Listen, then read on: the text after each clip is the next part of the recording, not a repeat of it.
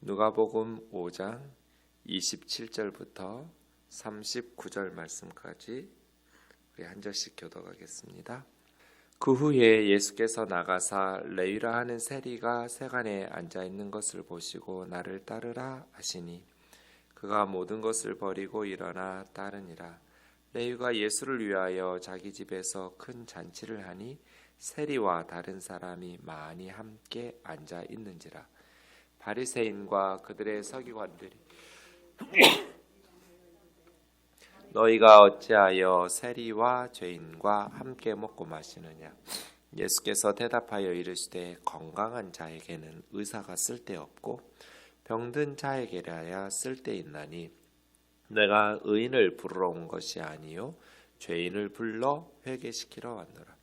그들이 예수께 말하되 요한의 제자는 자주 금식하며 기도하고 바리새인의 제자들도 또한 그리하되 당신의 제자들은 먹고 마시나이다. 예수께서 그들에게 이르시되 혼인집 손님들이 신랑과 함께 있을 때 너희가 그 손님으로 금식하게 할 수 있느냐? 그러나 그날에 이르러 그들이 신랑을 빼앗기리니 그날에는 금식할 것이니라. 또 비유하여 이르되 새 옷에서 헌 조각을 찢어 낡은 옷에 붙이는 자가 없나니 만일 그렇게 하면 새 옷을 찢을 뿐이요 또 새 옷에서 찢은 조각이 낡은 것에 어울리지 아니하리라. 새 포도주를 낡은 가죽 부대에 넣는 자가 없나니 만일 그렇게 하면 새 포도주가 부대를 터뜨려 포도주가 쏟아지고 부대도 못 쓰게 되리라. 같이요.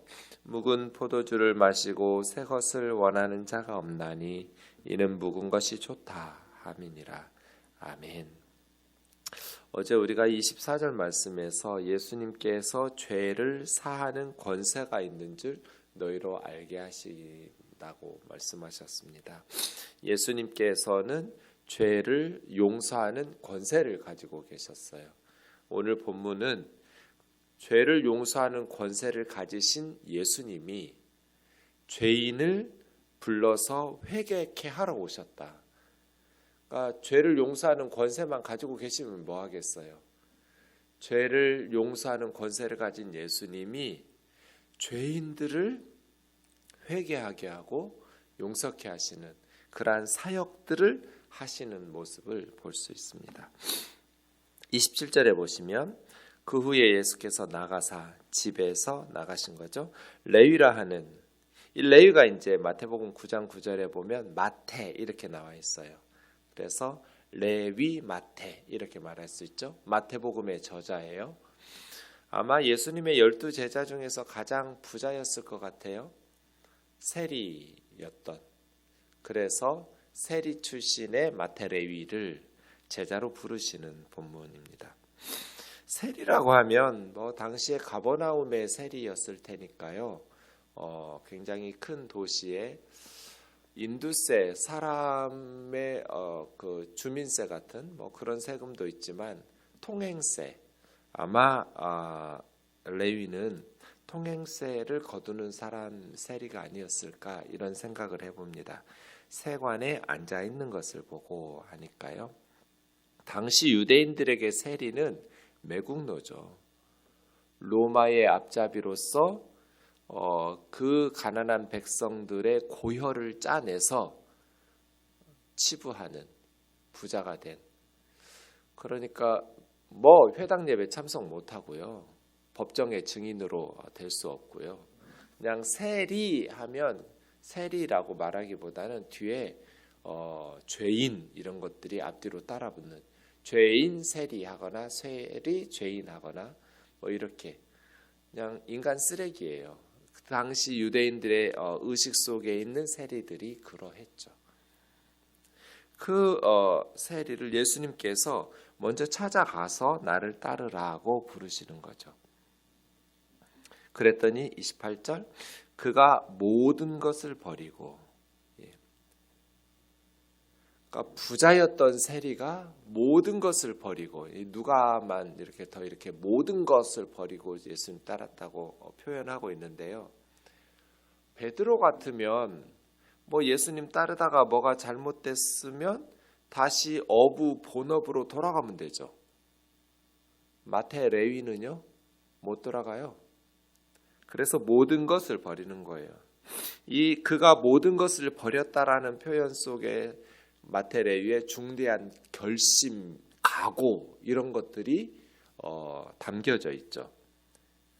중대한 것을 포기한, 돈 잘 버는, 뭐 손가락질을 받든지 매국노라고 뭐라고 비난을 하든지 엄청나게 부유하게 살 수 있는 그 것들을 포기하고 결단을 내린 거죠. 레위가 예수님을 위하여 자기 집에서 큰 잔치를 합니다. 그러니까 마태 레위는 재물을 포기한 것이 슬픈 일이 아니에요. 잔치 베풀 일이에요. 너무나 기쁜 일이에요. 여러분 생각해 보세요. 사람들마다 다 손가락질하고 욕해요. 그냥 입으로 소리를 내지 않아서 그렇지 표정에서 다 보여요. 저는 나는 요거도 먹는 거 괜찮은데 내 자식들이 어땠을까? 아마도 세리의 자식들이 놀이터에 친구들하고 놀려고 나가면 다른 친구들이 안 놀아줄 거예요. 왕따예요. 놀지마. 저놈들하고 왜 엄마? 세리 아들이야. 세리 딸이야. 이런 식으로 비난을 받을 때 그 부모의 마음이 얼마나 아팠을까. 그런 누구도 인간 대접을 안 해줘요.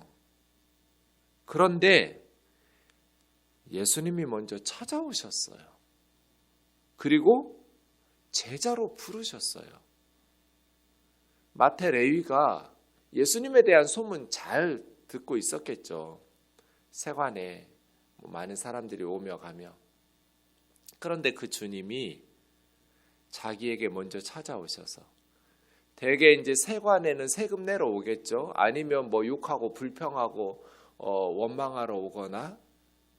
그런데 최초로 자기 인생, 자기 영혼에 관심을 가지고 자기를 제자로 부르신 예수님이 세관에 찾아오신 거예요.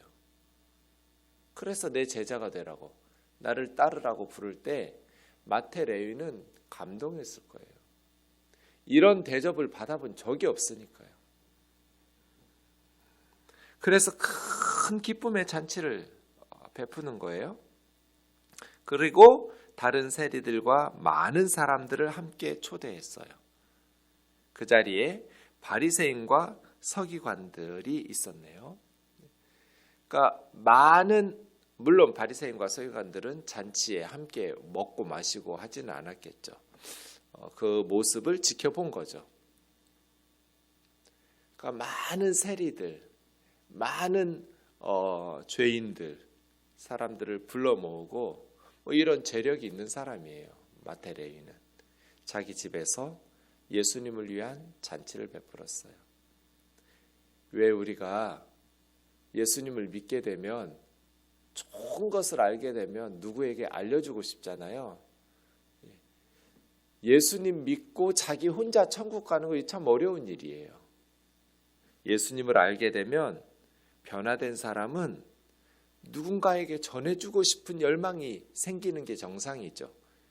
꼭꼭 숨기고 자기 혼자만 구원받고 천국 가겠다. 이거 참 굉장히 어색한 일이고 어려운 일이죠.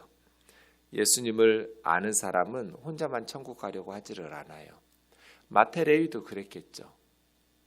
많은 세리들에게, 사람들에게 예수님을 알려주고 싶은 거예요. 자기 집에 초대했어요. 그때 이제 불청객이죠. 초청하지도 않았는데 감시하러 온 거예요. 바리새인과 서기관들이 제자들을 비방하면서, 그러니까 차라리 예수님을 비방하면 어쩌자고 당신은 세리를 제자로 부르고 세리네 집에서 먹고 마시느냐. 이렇게 예수님을 향해서 비방하면 당당하고 용기 있고 괜찮은 사람들인데, 예수님의 제자들을 예수님 제자들이 마태 레위네 집에 가기로 결정했겠어요? 예수님이 결정하니까 제자들은 싫었지만 어쩔 수 없이 따라갔겠죠. 제가 제자였더라도 엄청 싫었을 것 같아요. 어쩌면 예수님에게 실망했을 수도 있을 것 같아요. 어떻게 우리 그룹에 저 마태, 레위, 세리 매국노를 불러들여? 아, 진짜 싫은데. 왜 저런 사람들하고 어울려? 주변의 사람들이 다 손가락질 하겠죠. 그게 너무나 불보듯 뻔한데 어쩌자고 우리 주님은 이런 사람들하고 어울리고 우리 그룹에 이런 사람을 불러들이냔 말이에요. 정말 싫었을 것 같아요. 그런데 예수님이 가시니까 어쩔 수 없이 마태, 레위네 집에 따라간 거잖아요. 아마 평생에 가장 맛있는 음식 먹는 날 중에 하루였을 거예요. 평소에는 맛볼 수도 없는 그 정말 진귀한 아주 값진 맛있는 음식들을 배부르게 먹을 수 있기는 하지만 돌을 씹는 거, 모래를 씹는 것 같았을 거예요. 그 마음이 불편하니까 예수님 제자들도. 그런데 바리새인들과 서기관들이 예수님 제자들을 비방하는 거예요. 뭐예요? 예수님과 제자들을 이간질시키는 거죠. 그리고 예수님의 제자들에게 예수의 제자됨을 포기하라고 협박하고 압력을 가하는 거예요. 너희가 어찌하여 세리와 죄인과 함께 먹고 마시느냐? 세인과 죄리가 두 부류가 아니라 한 부류예요. 세리, 죄인, 죄인, 세리 이런 식이니까요. 함께 먹고 마시느냐? 유대인들은 세리들하고 함께 먹고 마시지 않으니까요. 그들과 함께 어울리지 않으니까요. 네, 이것이 상상할 수도 없는 갈라디아서 2장에 보면 사도 바울이 베드로가 바나바와 함께 갈라디아의 그 안디옥의 이방인 형제 자매들과 함께 식사 교제를 나누다가 밥 먹다가 야고보에게서 온 어떤 이들이 오매 유대인들이 오니까 밥을 다 먹지도 않았는데 그냥 그 자리에서 피하는. 유대인들은 이방인들하고 밥 안 먹어요. 부정하게 여기거든요. 이 밥 먹는 걸 작은 예배로 여겼기 때문에. 그러니까 세리들하고는 밥 같이 먹는 거 아니에요. 밥 먹는 게 굉장히 중요한 의미를 담고 있기 때문에 그래요. 우리가 절에 가서 같이 불자들하고 불공 안 드리잖아요. 그거 예배 드린다고 생각하는 거잖아요. 부처님에게. 그러니까 그런 짓 안 한단 말이에요. 유대인들은 식사 같이 하는 걸 작은 예배로 여겨요. 그러니까 이방인들하고 식사 안 하고요. 그리고 세리들, 죄인들하고 안 어울리는데 같이 먹고 마시는 거죠. 그러면 뭐라 그래야 돼요? 여러분 31절은 어떤 내용이 나와야 되냐면 사실은 마태, 레위가 나서야 돼요. 당신들 왜 여기 와서 남의 집에 와가지고 이상한 소리 하느냐. 좀 무례하게 하지 말고 나 욕하는 건 괜찮은데 내가 초대한 손님들이니 좀 잠잠하고 떠나달라고 이렇게 요청하거나 그런 소리 하지 말라고. 귀한 손님들 모시고 우리 집에서 잔치하고 있는데 이런 식으로 세리들이나 주인인 마태, 레위가 나서서 바리새인과 서기관들을 말려야 돼요. 제지해야 돼요. 그런데 어떤 세리도 나서서 말리지 못하고 있어요. 그리고 예수님의 제자들도 한 사람도 대답을 못하고 있어요. 그 상황을. 그래서 예수님이 나서서 대답하고 있어요. 저는 이 모습이 슬프고 가슴 아파요. 마태, 레위가 계속 평소에도 사람들에게 비난을 받고 욕 얻어먹고 손가락질 받는 데 익숙해서 이 세리들 중에 누구도 집주인인 마태, 레위도 제지하지를 못하는 거예요. 그냥 어쩌면 안절부절 못했겠죠. 내가 괜히 예수님 초대했나? 나 때문에 예수님이 비난받고 욕 얻어먹는구나. 예수님의 제자들까지 마음이 너무나 슬프고 괴롭고 불편했을 것 같아요. 근데 예수님이 대답하고 있는 거예요. 건강한 사람에게는 의사가 쓸데없고 제가 가끔 아이들에게 너 커서 뭐 되고 싶어 하면 의사 되고 싶다고 그래요. 아, 그러면 너를 위해서 누군가 아파줘야 돼? 그러면 머리를 극적거려요. 아, 목사님 그건 아닌데. 그러니까 의사가 필요 없는 세상이 되도록 기도하려무나 그렇게 말하거든요. 네, 모든 사람이 다 건강하면 의사는 필요가 없어요. 그렇죠? 죄 짓는 사람이 없으면 경찰이나 뭐 교도관이나 필요 없잖아요. 다들 착하게 사는데 경찰이 뭐가 필요해요? 검사가 뭐가 필요하고 판사가 뭐가 필요하겠어요? 극소수의 인원만 있으면 되겠죠. 의사들이 이렇게 많아지려고 하는 거는 그렇게 병든 사람들이 많다는 거죠. 건강한 사람에게는 의사가 필요 없어요. 의사는 병든 사람을 위해서 존재하죠. 예수님은요? 이 땅의 사람들이 다 의롭게 살면, 의인들이라면 예수님이 쓸데없어요. 예수님 뭐하러 오셔요? 근데 이 땅에 의인이 없어요. 하나도 없어요. 그래서 주님은 내가 의인을 부르러 온 것이 아니고 죄인을 불러 회개시키러 왔다. 나도 안다, 얘들이 병자라는 거. 이 세리들이 죄인이라는 거 알아. 그러면 너희들처럼 죄인들을 손가락질하고 비난하고 정죄하고 하면 이 죄인들이 의인이 되냔 말이에요. 변화가 되냔 말이에요. 의사인데 병자한테 외면하고 건강한 사람들하고만 어울리는 의사가 어디가 있어요? 건강한 사람들하고만 먹고 마시는 의사가 어디 있냔 말이에요. 의사는 병자들에게 필요해요. 병자들의 질병을 고쳐서 건강하게 만들어주려고 의사가 존재하듯이 죄인들을 불러서 회개시켜주려고 내가 온 거다. 그렇지 않아요? 내가 이 사람들을 외면하고 너희들처럼 교제하지 않고 그들에게는 말씀도 가르쳐주지 않고 그들은 왕따시키고 너희들은 그렇게 살다가 지옥에나 가려무나 이런 식으로 정죄한다면 의사가 무슨 필요가 있냔 말이에요. 유대 종교 지도자들은 타락한 사람들을 거룩하게 변화시키지를 못했어요. 정죄하고 손가락질만 하니까. 그런데 예수님은 나이는 죄인들을 누가 죄인인지 아닌지 그냥 판단하고 구경하러 온 게 아니야. 나는 죄인들을 구경하러 온 게 아니라 죄인들을 불러서 회개시키러 온 자야. 그런데 너희는 의롭니? 너희는 건강하냔 말이에요. 너의 영혼은 건강하냐? 자기 경건, 자기 만족에 빠져서 스스로를 의인이라고 착각하는 그 사람들은 예수님께 나오려고 하지 않겠죠.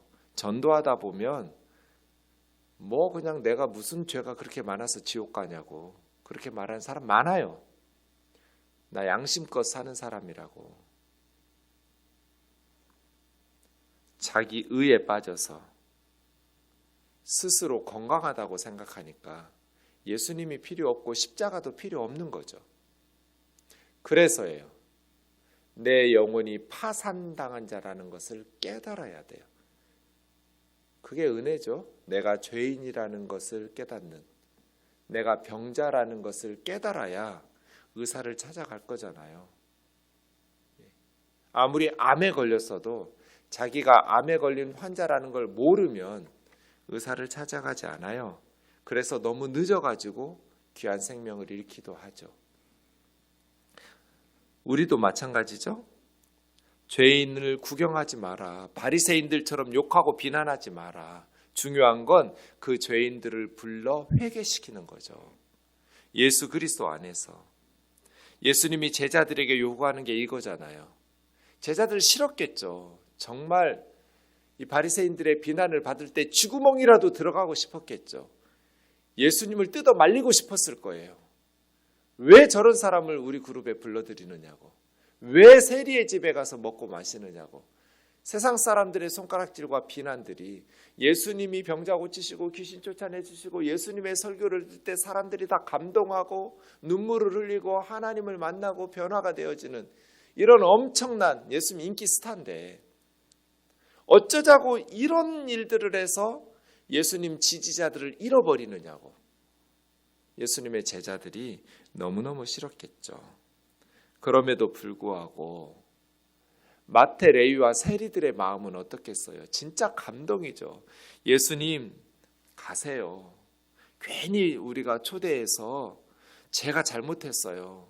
예수님까지 그리고 예수님의 제자들까지 세상 사람들에게 비난받게 만들었네요. 고개 푹 숙이고 예수님 어서 일어나세요. 그만 욕 먹으세요. 그런데 예수님의 소리가 들려요. 듣고 보니 틀린 말씀 하나도 없어요. 의사가 병든 사람을 위해서 존재하지 않냐?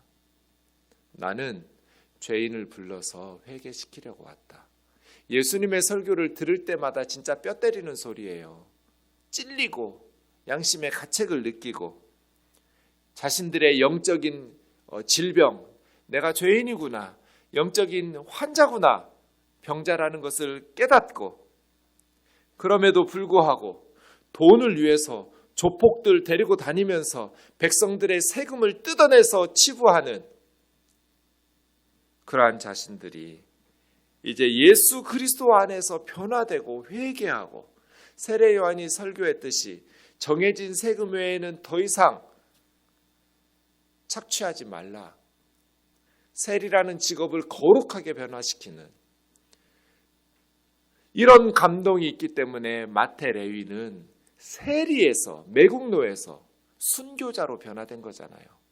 마태복음의 저자로 변화된 거잖아요. 마태복음 보면 아주 탁월한 지성을 갖추고 있다라는 것을, 탁월한 지성과 영성의 소유자라는 것을 알려줘요. 마태가 얼마나 탁월한 사람이었는지를. 예수님 안에서 죄인이 회개시켜서 나는 죄인을 불러 회개시키려고 왔다. 대표적인 사람이 마태, 레위잖아요. 마태예요. 이것이 예수님의 제자들이 할 일이죠.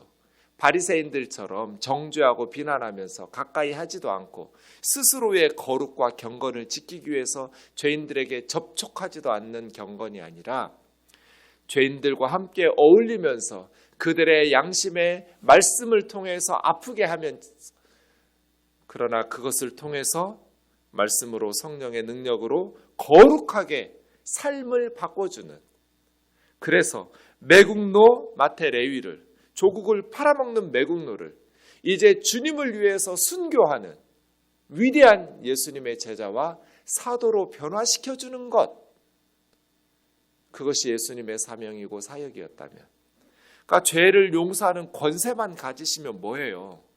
죄인들을 불러서 회개시키는 그 사역을 하지 않으신다면, 이 말씀을 들었으면 바리새인과 서기관들이 그렇지, 예수님 말씀이 옳구나, 의사는 병자를 위해서 존재하지, 하나님께서 우리에게 말씀을 주신 것은, 우리에게 믿음과 신앙을 주신 것은 죄인들을 불러서 회개시켜서 우리 사회를 더 행복하게, 더 하나님 기뻐하시는 공동체로 만드는 것이 사명이지라고 깨닫고 변화시켜야죠.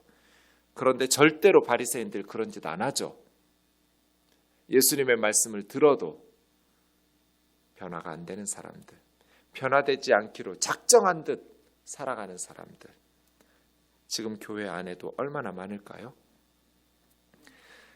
33절부터 세례요한의 제자들은 자주 금식하고 기도하는데 하루에 3번씩 기도해요. 유대인들은 아침 일찍, 정오에, 그리고 오후 3시경에 분향할 시간에 기도하거든요. 습관적으로.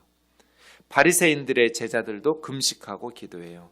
월요일하고 목요일에 일주일에 이틀씩 금식해요. 나라가 망했는데 먹고 마시고 즐거울 수는 없잖아요. 금식하고 기도하고. 원래 구약 성경에 보면 금식은 하루만 하면 되거든요. 7월 10일 대속죄일에. 그날 딱 하루 대제사장이 지성소에 들어가는 그날 온 국민이 금식하라고. 그런데 이때는 습관적으로 금식하고, 바리새인들은 일주일에 이틀씩 금식하고 그래요. 국가적 위기 상황이니까요. 이제 예수님에게 당신의 제자들은 먹고 마십니다. 우리는 슬퍼하며 금식하고 기도하는데 뭐가 좋다고 나라도 빼앗긴 마당에 당신의 제자들은 금식할 줄도 모르고 기도할 줄도 모르냐고. 어쩌면 그렇게 천박하고 경건하고 거룩한 삶을 살아갈 줄을 모르냐 하고 비난한 거죠. 그때 예수님께서 뭐라고 대답하셨을까요? 자세히 보시면 예수님은 금식에 대해서만 대답하셨어요. 기도에 대해서는 대답을 안 했어요. 제자들이 기도 안 하는 거 맞아요. 기도는 해야 되거든요. 금식에 대해서 한마디 하시죠. 혼인집 손님들이, 여기서 혼인집 손님들은 예수님 제자들인 거죠. 신랑과 함께 있는데 이 신랑은 예수님이에요. 금식할 수 있냐? 여러분, 결혼집 혼인잔치에 와서 금식하는 사람은 좀 이상한 거죠. 뭐 신부의 전 애인이었거나. 왜 금식을 해요? 신랑집에 혼인잔치에 와가지고 다 같이 기쁘게 즐거워하는. 무슨 뜻이에요? 나는 이들의 신랑이고 이들은 신랑의 친구고 지금은 메시아의 오심을, 하나님 나라의 완성을 향해서 하나님 나라가 전파되고 있는 것들을 기뻐하는 시간이다. 신랑과 함께 있는 시간이기 때문에 니들이 아무리 내 제자들을 경건할지도 모르고 기도할 줄도 모르고 말씀도 모르고 그렇게 먹고 마실 줄 알고 그런 천박하다고 아무리 비난해도 나는 이들의 신랑이라고. 나는 절대로 내 제자들을 버리지 않을 거라고. 니들이 뭐라고 비난하고 욕해도 나는 안 버려. 내 제자들을 끝까지 지키는 사람이야.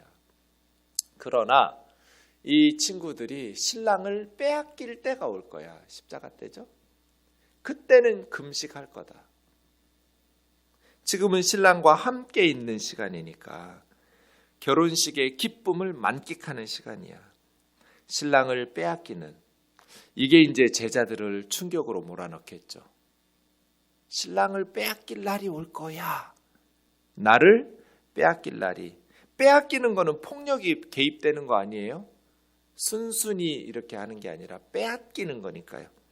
십자가에 대한 누가복음의 첫 번째 언급이에요. 이 부분이. 신랑 빼앗기는 날이 온다. 그날에는 금식할 거다. 왜? 슬퍼서. 그러니까 금식이라는 것이 억지로 하는 게 아니라 그냥 자동적으로 내가 금식 시킬게, 미안해, 너무 놀았지 우리가. 예수는 그렇게 하지 않았어요. 금식이란 선생이 시키고 뭐 강요해서 되는 것이 아니라 저절로 되는 거다. 지금은 기쁨의 시간이니까. 그러나 슬픈 날이 올 거다. 금식할 날이 올 거라는 거예요. 자발적으로. 그리고 비유 두 개를 말씀하셔요. 36절부터는 새 옷에서 조각을 찢어가지고, 그런 사람이 어디 있어요? 새 옷을 샀는데 그 새 옷에서 한 조각 찢어내면 그 새 옷 망치는 거잖아요. 그 새 조각을 낡은 옷에다가 곁대서 꺼매는 그런 사람 없죠. 그럼 두 옷을 다 버려요. 그 새 옷은 탄성력이 있기 때문에 낡은 옷을 잡아당기면 구멍이 생길 거잖아요. 새 옷도 낡은 옷도 다 버리죠. 새 포도주를 낡은 가죽 부대에 넣는 자가 없나니. 새 포도주는 지금 발효가 진행돼야 되니까 부풀어 오르겠죠. 낡은 가죽 부대, 주로 이제 염소 가죽으로 만드는데 이거는 더 이상 늘어나지 못하는 탄성력이 없어요. 그러면 포도주는 점점 발효돼서 부풀어 오르고 가죽 부대는 더 이상 늘어날 수축력이 없는데 터져버리겠죠. 포도주도 가죽 부대도 터져서 쏟아질 거예요. 네, 이게 무슨 뜻이에요? 예수님의 복음과 진리는 메시아의 새로운 거예요. 새 포도주고 새 옷이에요. 그런데 지금 바리새인은, 서기관들은, 유대인들은 랍비식 낡은 가죽 부대와 낡은 옷에다가 예수님의 교훈을 집어넣으라는 거잖아요. 그럼 둘 다 터져버리죠. 예수님의 천국 복음을 유대 랍비의 전통과 문화에 쑤셔 넣으라는 거잖아요. 금식하고 기도하고 바리새인들 무시하고 세리들은 외면하고 아니, 새 포도주는 새 부대에 넣어야지. 낡은 가죽 부대에 쑤셔 넣으면 다 터져버린다. 예수님의 사역을 볼 때 이해할 수 없죠. 나병 환자에게 몸을 대고 율법 위반이에요. 매국노와 같은 세리들과 어울리고 이상한 제자들 불러 모으고 유대 사회에서 배척하는 사람들에 대한 아주 이상한 행동들을 해가면서 예수님의 사역은 근본적으로 새로운 것이었거든요. 유대 랍비들의 전통 속에 쑤셔 넣을 수 없는, 담을 수가 없는 일들이었어요. 그러면 자신들의 생각을 예수님의 모습을 보면서 변화시켜야죠. 예수님의 교훈을 유대의 형식에 집어넣으려고 하면 안 되잖아요. 대표적인 것이 이제 여러분 오늘 큐티하면서 내일 새벽 예배가 없어서 그러는데요. 6장부터 나오는 안식일 논쟁이에요. 새 포도주를 낡은 가죽 부대에 넣으려 하지 마라.